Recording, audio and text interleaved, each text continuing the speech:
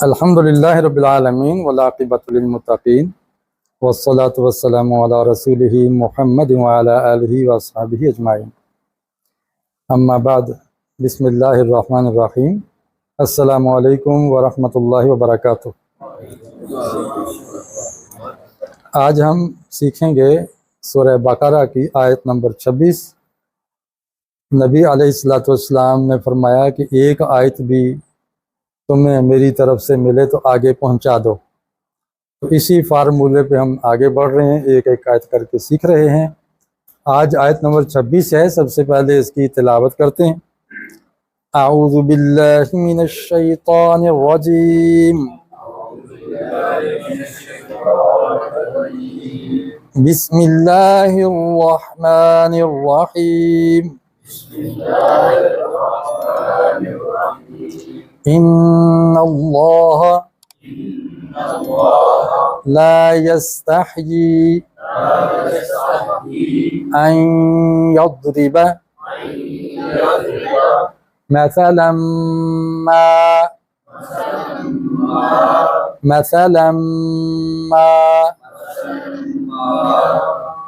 سا جو ہے نا، سا تین نقطے والی سا، یہ دانتوں کی نوک اور زبان کی نوک کے ملنے سے ادا ہوتی ہے۔ اس میں ظاہر دانتوں کی نوک، اوپر کے دانت ثنایا علیہ اسے کہتے ہیں، اوپر کے دو دانتوں کے ساتھ یہ لگتی ہے زبان، تو زبان نرم ہو جاتی ہے، سخت ہو ہی نہیں سکتی، تو یہ آواز نرم ہوگی۔ مثلا ما، سیٹی تب بجتی ہے جب زبان نیچے والے دانتوں کے ساتھ جڑتی ہے، تب سیٹی بجتی ہے، اوپر والے دانتوں سے سیٹی نہیں بج سکتی۔ مثلا ما بعوضة فما فوقها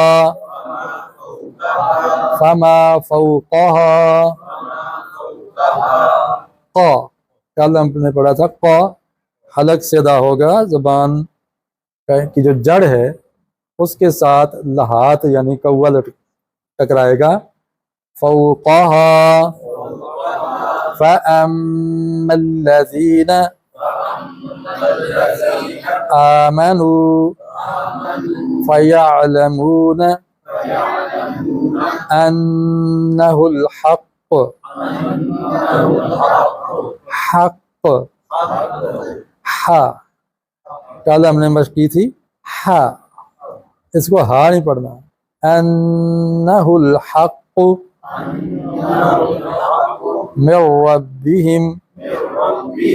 ربہم، را کی آواز عام طور پہ موٹی ادا ہوتی ہے، کبھی کبھی باریک ہوتی ہے۔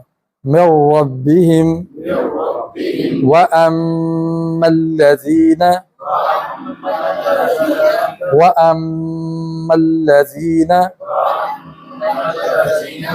میم ادا کرتے ہوئے ہونٹ سختی سے بھنچ جاتے ہیں، مل جاتے ہیں، خاص طور پہ جو ہونٹوں کا خشک حصہ ہے وہ باہر کی جانب ذرا تھوڑا سا وہ وہاں مل جاتا ہے، تارے حصے سے با ادا ہوتی ہے اور خشک حصے سے میم ادا ہوتی ہے، لیکن ہم بالکل اندر کی طرف تو نہیں اس کو کھینچیں گے۔ وَأَمَّا الَّذِينَ كَفَرُوا فَيَقُولُونَ مَاذَا أَرَادَ اللَّهُ، اس ذا کو زیادہ لمبا کیا، میں اگلے سٹیپ پہ بتاؤں گا انشاءاللہ کہ یہ کیوں لمبا ہوا۔ ماذا اراد اللہ، یہ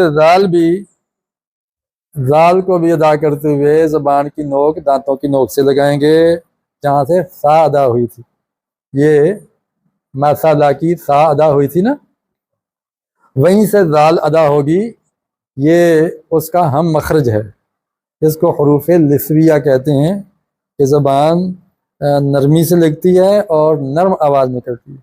اگر اس میں زناٹا پیدا ہو گیا تو اس کا مطلب ہے ہم نے زا بنا دیا اس کو، را کے بعد جو زا ہوتی ہے، لیکن اگر نرم کریں گے تو دال کے بعد را ہے، دونوں میں بڑا فرق ہے، یہ فرق ہمیں کرنا ہوگا۔ ماذا اراد اللہ، ر ر ر زبان اوپر کے دانتوں سے لگے گی، نوک ر ماذا ماذا اراد اللہ بهذا مثلا بهذا مثلا.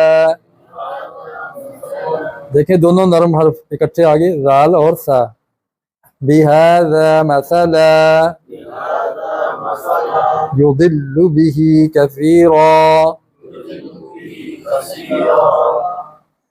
کچھ سے سیٹی کی آواز نکل رہی ہے. کثیرا کثیرا.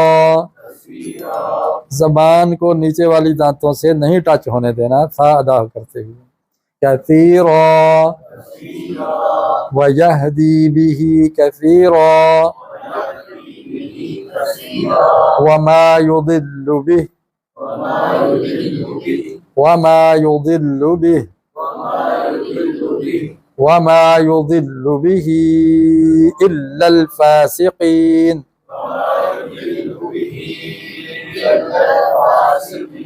إِلَّا الْفَاسِقِينَ. تو مجھے ٹکڑے ٹکڑے کر کے دو دو لفظ کر کے کہلوانے پڑے ہیں، کیونکہ ابھی یہ آیت بھی لمبی ہے اور ساتھی بھی کچھ نئے ہیں. اس لیے میرا خیال ہے کہ جو مقصد حاصل کرنا چاہتے تھے وہ ہے مخارج کا، کہ ہم